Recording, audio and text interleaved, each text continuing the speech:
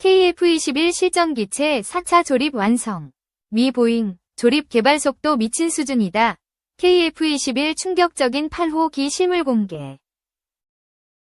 3천억 원이 넘는 무기를 도입할 때 방위사업법에 따라 필수적으로 실시하게 되어 있는 소요검증 절차가 유독 대통령 관심사업에선 누락된 채 진행되었다는 지적이 나왔다. 국회 국방위원회 소속 부승찬 더불어민주당 의원, 경기 용인시병, 은 24일 중복 투자를 방지하고 합리적인 예산 집행을 위해 운용하는 검증제도가 대통령의 건의 앞에 완전히 무너졌다. 며 국방부로부터 제출받은 자료를 공개했다.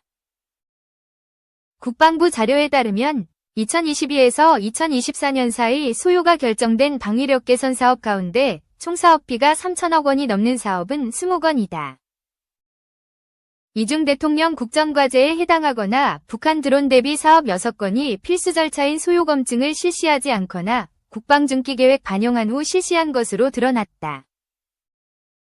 3천억 원이 넘는 사업은 방위사업법 제13조에 따라 소요검증에서 타당성이 검증된 사업만 국방중기계획에 반영하도록 되어 있다. 국방부는 시급성과 중요성이 인정된다는 이유로 대통령 관심사업 6건에 대해서만 소요검증 관련 예외조항을 적용했다. 이 예외조항이 오직 대통령 관심사업에만 적용한 데 대해 의혹이 제기되고 있다. 6건 사업 중 4건은 대통령 국정과제 사업이다. 군정찰이성 2, 함대공유도탄 2, 대탄도탄, 장거리 살포식 지뢰 사업은 국정과제, 압도적 한국형 삼축체계 능력 확보에 해당하고 유무인 전투기 복합 체계는 국정과제, AI 유무인 복합 전투체계 단계적 전환에 해당한다.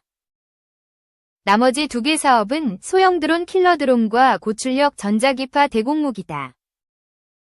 이 사업들은 2022년 12월 북한 무인기의 용산 비행금지 공역 P-37 침투 직후 소요가 결정됐다. 소형 드론 킬러 드론은 제머를 달고 비행하는 드론으로 적 드론을 격추하고 고출력 전자기파 대공무기는 전자기파, EMP를 방출해 적 군집 드론을 무력화하는 무기체계다. 이 6건의 사업들은 대부분 개념을 구축하는 단계로 구체성이 현저히 떨어져 실제 소요 검증이 필요하다. 예를 들면 드론을 제밍으로 격추하는 소형 드론 킬러 드론이 요격 미사일보다 운용이 어렵거나 값이 과도하게 비싼지 검증이 필요하다. 유무인 전투기 복합체제는 KF-21 전투기를 모체로 무인기와 협업체계를 구축하는 사업이다. 그런데 KF-21은 전력화되지도 않았고 어떤 무인기가 협업 대상이 될지는 구체화되지 않은 상태이다. 부승찬 의원은 소요 검증은 방위사업청장이 주도하는 무기 도입 예산 집행에 대해 국방장관이 타당성을 검증하고 예산 배분의 우선순위를 조정하는 제도인데 대통령 앞에서 완전히 무력화됐다고 비판했다. 부 의원은 향후 예산 심의 과정에서 해당 사업들을 꼼꼼히 따져 국민 세금이 제대로 군사력 건설에 사용될 수 있도록 면밀히 검토할 것이며 제도적 보완책도 마련할 것이라고 강조했다. 2. 비핵화 협상서 한국 패싱 염려 없어. 한일 대화 주도할 것. 외교 안보 지형도 바꾼이다. 최근 재선에 성공한 도널드 트럼프 미국 대통령의 북한 핵보유국 뉴클리어 파워 발언 이후 한반도 비핵화라는 기본 원칙이 흔들릴 수 있다는 우려가 나왔다. 미국이 마치 북한의 핵보유를 인정해 조기 북미 대화를 통해 사실상 핵군축 협상에 나설 수 있다는 위기감마저 돌았다. 앞서 인준안이 극적으로 통과된 피트 헤그세스 국방장관 후보자도 뉴클리어 파워를 썼다. 국내외 상당수 언론은 화들짝 놀라 파격적인 외교 리더십을 선호하는 트럼프 대통령이 김정은 북한 국무위원장과 조기 회담을 통해 북핵을 인정하고 핵동결 혹은 핵군축 협상에 나설 수 있다는 비관적 전망을 내놓기도 했다. 북한은 마치 대미 협상력을 높이려는 듯 25일 트럼프 2기 정부 들어 처음으로 순항미사일을 도발하는 대담함까지 드러냈다. 하지만 정통 외교관 출신인 국회 외교통일위원회 국민의힘 간사 김건 의원은 지난 24일 국회의원회관에서 가진 파이낸셜 뉴스와 인터뷰에서 트럼프 대통령의 뉴클리어 파워 표현은 핵 확산 금지 조약, NPT, 체제 용어가 아니다 라고 밝혔다. NPT 체제 공식 핵보유국은 미국, 러시아, 중국, 프랑스, 영국 등 5개국뿐이다. 이들은 유엔 상임이사국이기도 하다. 그렇다고 사실상의 데팩토 핵보유국도 아니라는 게 그의 설명이다. 김 의원은 특히 조기 북미 회담이 열리더라도 한반도 비핵화라는 데 원칙이 훼손되거나 우선순위에서 밀릴 걱정은 안 해도 된다고 강조했다. 또 1조 5천억 원 규모로 이미 지난해 10월 결정된 2026년 한미 방위비 분담 규모의 재협상 가능성은 열려있지만 트럼프의 열배 청구서 언급은 실현 가능성이 작다고 봤다. 김 의원은 트럼프 2기 정부가 바이든 정부의 핵심 국정과제였던 그린 뉴딜, 친환경 경제성장 정책, 종료와 전기차 의무화 폐지에 대해서도 우리 정부기업국회가 한 팀이 돼 전원 공격과 전원 수비를 효율적으로 접목한 토탈 축구, 토탈 사커 전술을 구사할 것을 적극 주문했다. 검은색 위쪽 삼각형 저널리스트식 표현이다. NPT상 공식적 핵보유국 표현은 뉴클리어 웨펀 스테이트이다.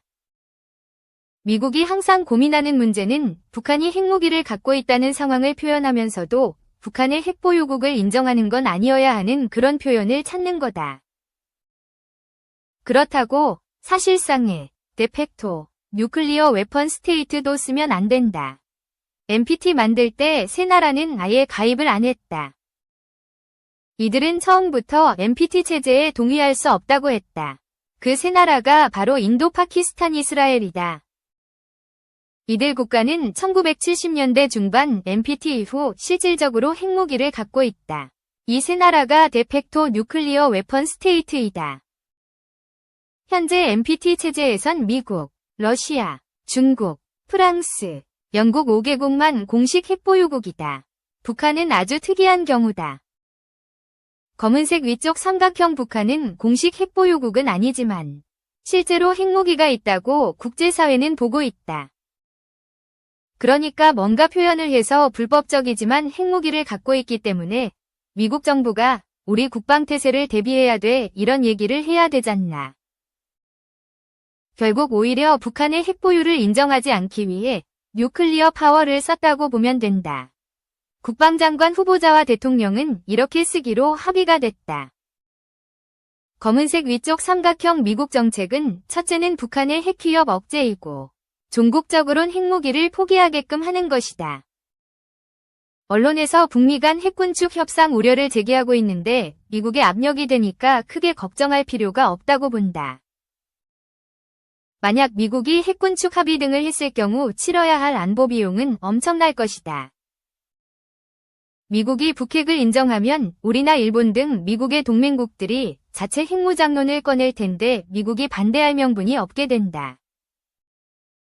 검은색 위쪽 삼각형 지난 2021년 8차 당대회에서 북한이 완전히 고도화된 핵능력을 갖추겠다고 선언했다.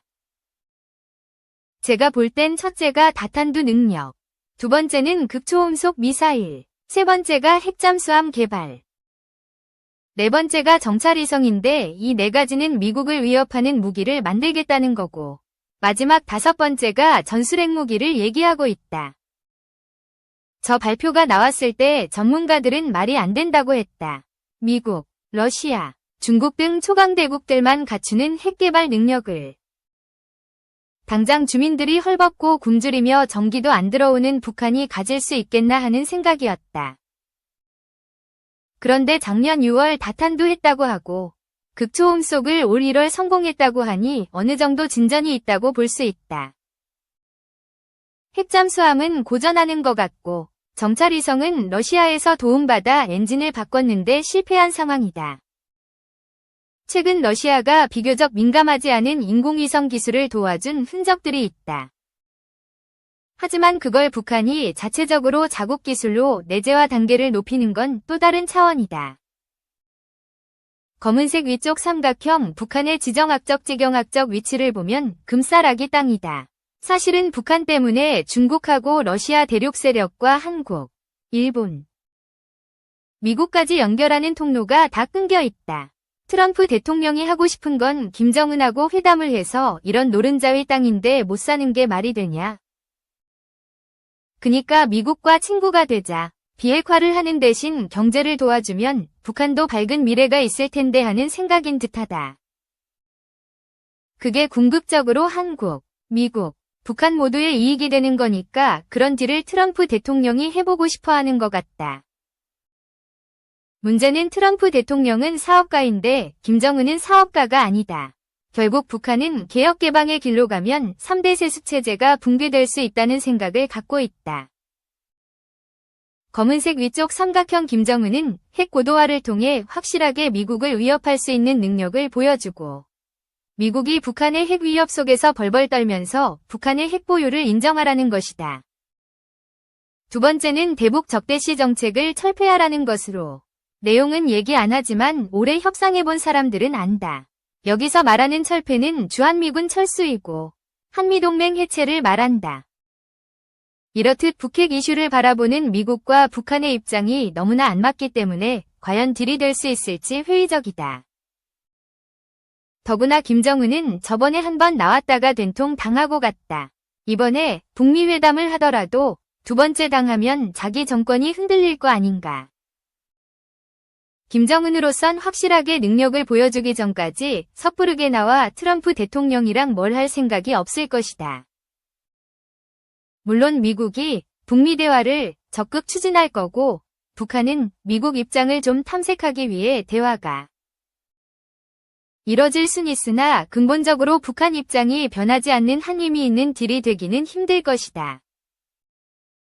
검은색 위쪽 삼각형 북핵 정책은 진보든 보수든 차이가 별로 없었다. 우리의 북핵 대응 구상은 첫째, 북핵 억지력 확보다. 다음으로는 강력한 대북 제재를 유지해 북한의 핵 개발을 단념시키는 노력이다. 세 번째가 대화이다. 트럼프 2기 정부는 바이든 정부 때보다 대화에 관심이 있으니 이 세 개의 축을 아주 균형적으로 추진할 수 있는 상황이다. 특히 대화에서 우리가 주도적인 역할을 할 것이다. 지금 트럼프 대통령이 북한에 많은 양보를 해서 북핵 보유 지위를 인정해주는 거 아니냐는 우려. 대화 과정에서 한국이 패싱당할 수 있다는 우려가 많은데 그런 우려를 너무 할 필요는 없다. 외교가에서 흔히 친구는 가까이 원수는 더 가까이란 말이 있다. 트럼프 대통령이 잘 쓰는 게 충격요법이다. 검은색 위쪽 삼각형 트럼프 2기 정부의 재협상 요구 가능성은 있다고 본다. 다만 재협상을 하더라도 우리로선 작년에 이미 타결이 돼. 국회를 이미 통과됐으니 더 나은 입지에서 미국 측과 협상을 할 수 있을 것이다.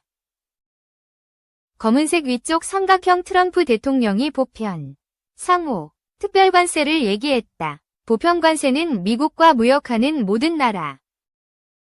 상호관세는 미국에 대해 고관세 물리는 국가들. 특별관세는 중국. 우리는 한미 자유무역협정, FTA 때문에 상호관세는 신경 안 써도 되는 거고. 특별과세는 중국에 매기는 거라 사실 우리한테 유리한 측면도 있다. 미국에 중국 제품이 못 들어가니까 대미 수출에 유리한 측면이 있다. 다만 중국에서 미국에 수출 못하는 거 제3시장에 덤핑할 텐데 경쟁이 치열해지니 우리한테 안 좋을 거다. 보편관세는 자동차 수출에 영향이 많다. 검은색 위쪽 삼각형 당장 인플레이션 감축법 IRA에는 아주 부정적이다.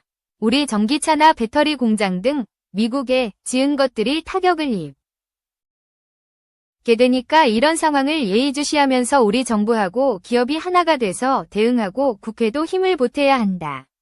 토털 사커라고 있지 않나. 전원 수비전원 공격처럼 지금은 정부, 기업, 국회가 모두 한 팀이 돼 할 수 있는 건 뭐든 다 해야 한다.